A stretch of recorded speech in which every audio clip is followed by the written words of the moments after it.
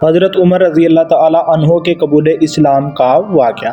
آخرکار حضرت عمر رضی اللہ تعالیٰ عنہ نے کس طرح سے اسلام قبول کیا؟ آخرکار اللہ تعالیٰ نے حضرت عمر رضی اللہ تعالیٰ عنہ کو کیوں اسلام قبول کروایا؟ اور آخرکار حضور صلی اللہ علیہ وآلہ وسلم کی کون سی دعا قبول ہوئی جس کی وجہ سے حضرت عمر رضی اللہ تعالیٰ عنہ نے اسلام قبول کر لیا؟ اور آخرکار اسلام قبول کرنے کے بعد اسلام کیوں تیزی سے پھیلنے لگا؟ پہلے مسلمان کس طرح سے نماز پڑھتے تھے اور ان پر کیا ظلم و ستم ہوتے تھے؟ ان تمام حقائق کے بارے میں اس ویڈیو کے اندر جانیں گے۔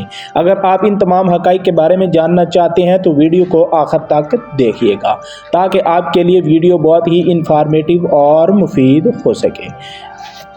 جب شروع میں حضور صلی اللہ علیہ وآلہ وسلم نے اسلام کی دعوت دی تو بعض کفار مکہ حضور صلی اللہ علیہ وآلہ وسلم کے خلاف ہو گئے، یہاں تک کہ طائف کی وادی پر حضور صلی اللہ علیہ وآلہ وسلم کو پتھر بھی مارے گئے۔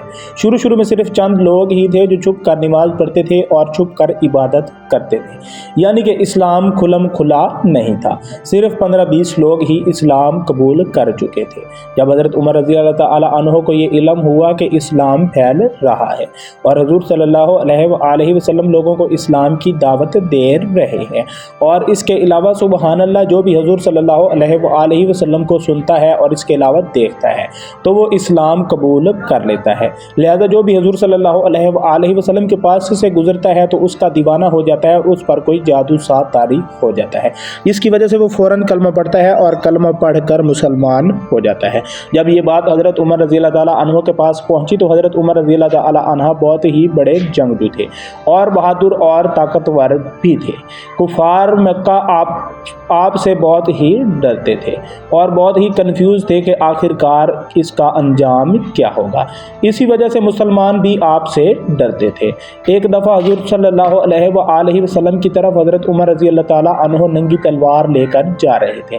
ایسے محسوس ہو رہا تھا کہ نعوذ باللہ آج ہی وہ اس ارادے سے جا رہے ہیں کہ حضور صلی اللہ علیہ وآلہ وسلم کو قتل کر دیں گے اور اسلام کا نام و نشان مٹا دیں گے، کیونکہ ان کے چہرے پر خاص غصہ ٹپک رہا تھا۔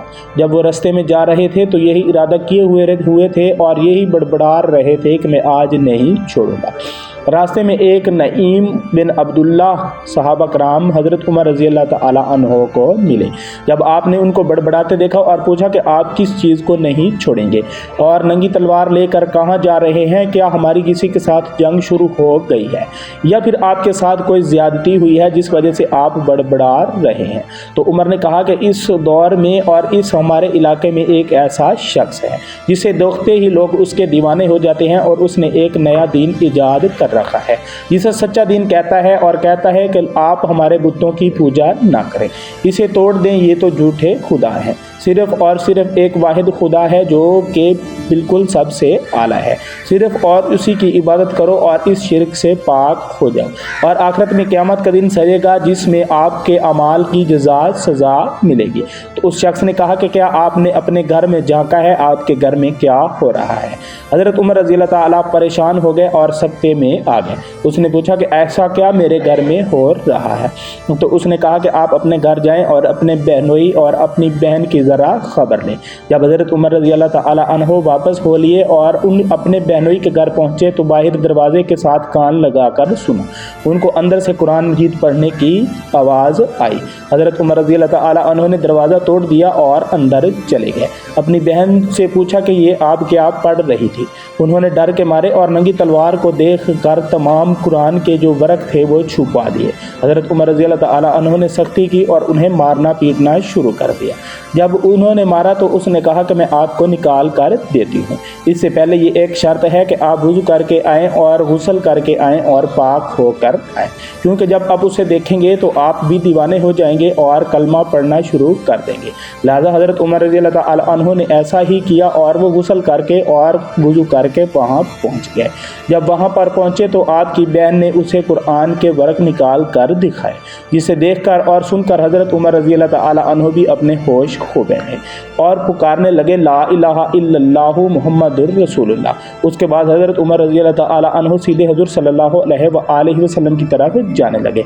जो चंद सहाबा कराम थे हुज़ूर सल्लल्लाहु अलैहि वसल्लम के महफिल में बैठे थे, वो कांपने लगे और थरथराने लगे और एक ने तो आहिस्ता से हुज़ूर सल्लल्लाहु अलैहि वसल्लम को बताया कि उमर आ रहे हैं और उनके हाथ में नंगी तलवार है और उस पर कुछ खून भी लगा हुआ, ऐसे महसूस होता है कि वो किसी को कत्ल करके आ रहे हैं। लेकिन हुज़ूर सल्लल्लाहु अलैहि वसल्लम पर किसी किस्म का खौफ और गम नहीं था, क्योंकि हुज़ूर सल्लल्लाहु अलैहि वसल्लम को पहले से इल्म हो रहा था कि हज़रत उमर रज़ी अल्लाह ताला अन्हु किस इरादे से आ रहे हैं।